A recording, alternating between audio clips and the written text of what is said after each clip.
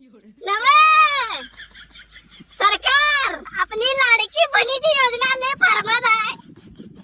भावाचं काय, भावाने कुणाच्या दाराला यायचं, भावाने बहिणीची हिस्सा मागाय बहिणीची, तरी बी लाडकी बहीणच.